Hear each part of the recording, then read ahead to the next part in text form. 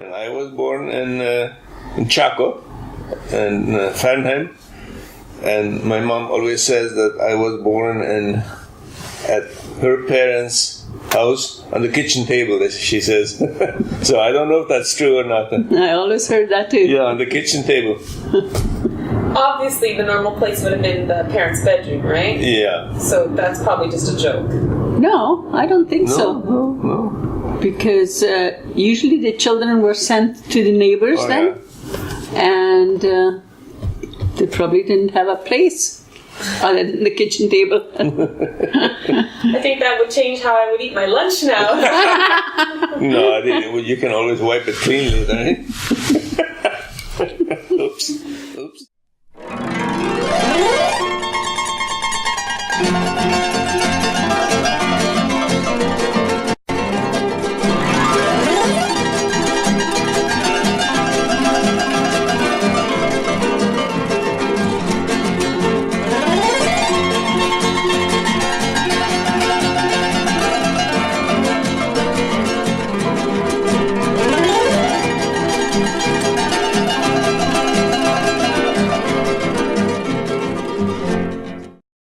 Before we dated, I tried to emigrate to Canada, and it didn't happen. I could not get my paperwork.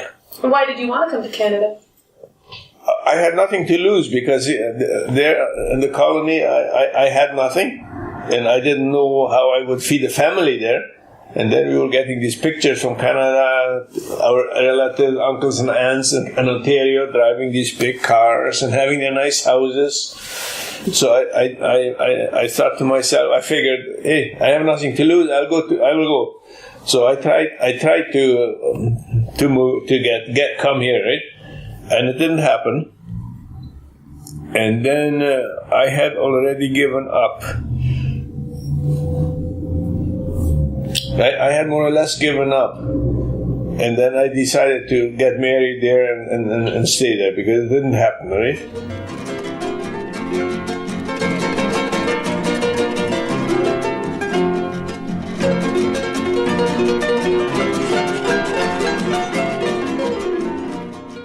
So my application was still in the mail somewhere, and then we got married, and then she applied to come, and then all of a sudden, she was allowed. She got her papers. Immigration papers, and I still didn't get mine. Well, she wouldn't go without me, right? No. So then we decided to go. I would just go on tourist visa. Okay. And then see what we could do from here, right? Because we had no idea what to do, right?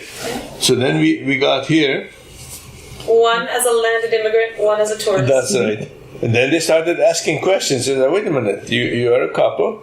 What's happening here? Then we explained to them that all our paperwork was going to part of Spain in the Caribbean. That's because Paraguay didn't have an embassy, right? Okay. All the paperwork went to there. And we told them that our paperwork went that far because we had somehow... looked it up. Registered mail, we looked it up. It went that far and didn't come farther. And the immigration officer said, okay, we give you the benefit of the doubt. So if you have somebody that will pledge for you, co-sign for me, then you can go. And then Uncle Yash was there. Okay. So then we called him and he was waiting for us at the airport. So they called him in, and he said, "Yep, $500." He had to co-sign for. I mean, back then, $500 was a big pile of money. Was a ticket. Yeah. No, ticket was $350. Oh, yeah. So that was almost 2 tickets. That would be like $3,000 now. Mm-hmm. So okay, he co-signed, and we were scot-free. Yeah, they said we will find out if you're not lying to us. This Port of Spain stuff there, and then they must have.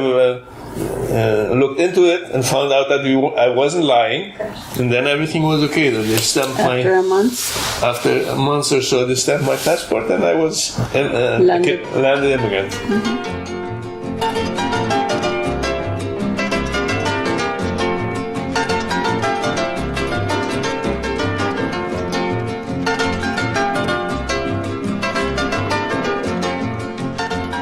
we didn't know what would expect us here, so we figured we always wanted to keep the door open, not burn all the bridges, in case it wouldn't work out here. Then we could go back and the other way around. If it worked out good, then we would stay. But then we decided. Then in the meantime, her dad, he had bought a piece of property that we could buy off him if he came back, right? Okay. So we decided, hey, if we have land and cattle and stuff, then we can make a living in Paraguay too. Right. So that's what we did, and then we saved up money for 4 years, and then we went back. Okay. For 1 year. And in that year, you decided if we could stay in Canada, we prefer that. Yeah. Okay. No, not really like that. No? We had a house in Canada left. We had 2 houses.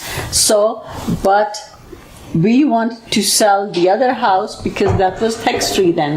If we would come back, otherwise we would pay a lot of taxes, and this riding back and forth would be free then for us, actually. Okay.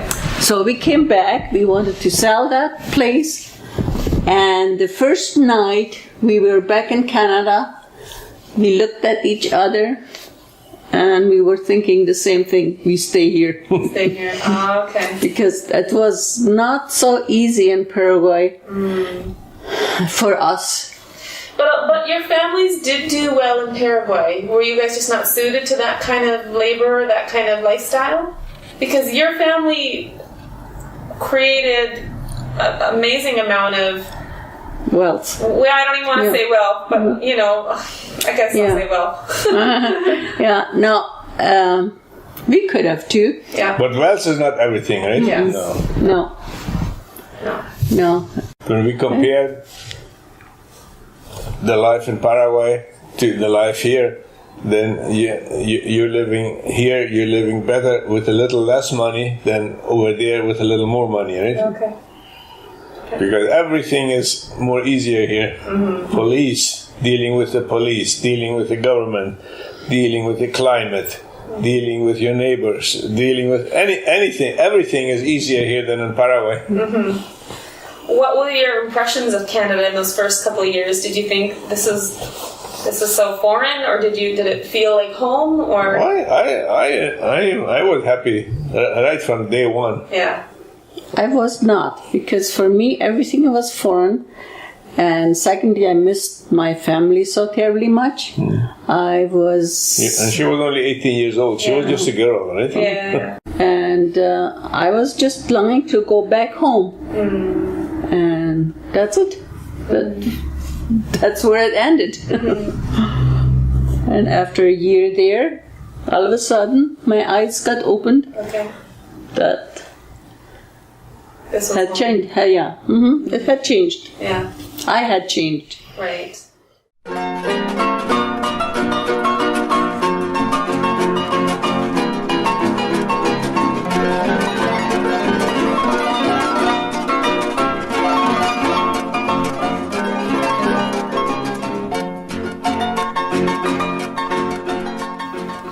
When we were married about 4 years,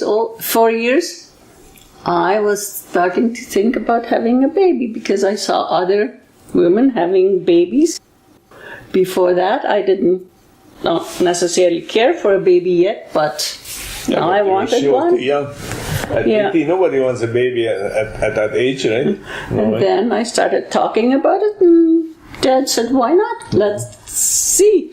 Okay, so we had you. And when we came back from Paraguay that year, then we had Marco. And Ronnie came along quicker than we wanted. Quicker than expected. Mom decided to be a homemaker because you had kids. How did Dad land in his job? How did that whole thing evolve? Well, I had when we came to BC, I had a friend here who had come from Germany, Helmut Rampel, and he had a job in EPCO, and then he asked me if I would be interested in working there too, and I had no idea what I would do here because I was just here a couple of days yet, right? I was just walking around and traveling around and trying to find out orientate myself, right? And then I said, yeah, of course, yeah, I'll take a job. So he got me a job. German people own the company, so there I could speak my language, right?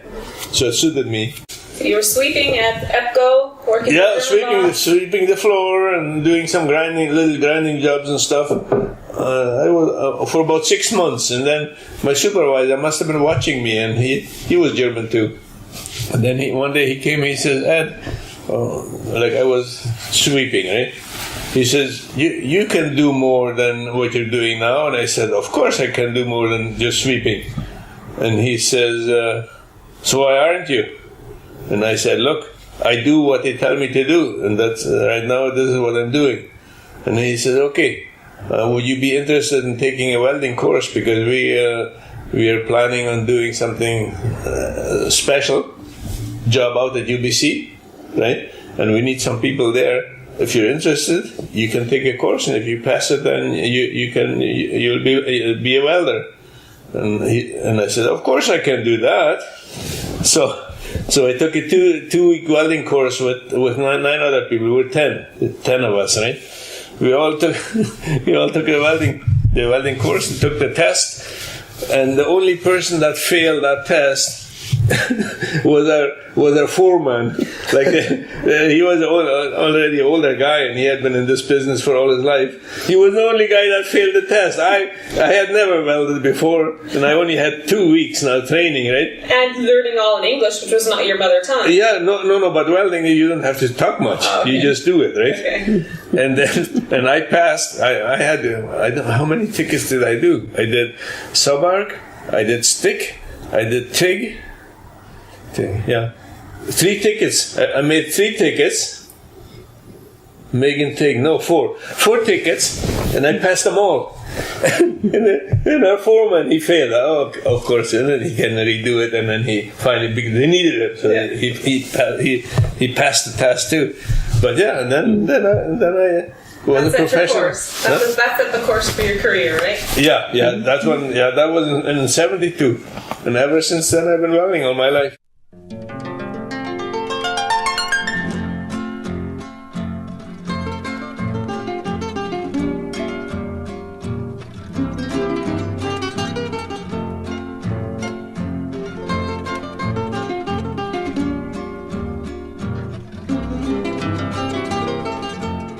Let me tell you about this, the people that we worked for. I just came from Paraguay. I didn't speak much English, but I knew how to drive, right? So now we're babysitting, and we sleep there at night, right? And then I was working the afternoon shift, and I don't know if I didn't have my car or what, but they gave me their own. They had one big Cadillac, one big Buick, and then a Jeep. So they gave me the keys for the Buick, but at that time, you know those big cars, lots of power and everything, electric and stuff.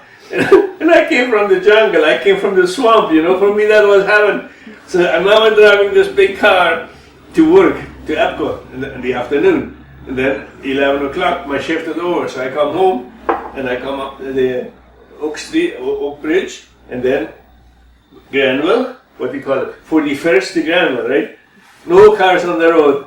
So I put the pedal to the floor, and I'm zooming along 60, 70 miles. They were showing miles, right? And no car on the road. And I'm just testing this car with big V8 engine in there, right? Just zooming down. And then a few weeks later, No. Police behind you stops you. No.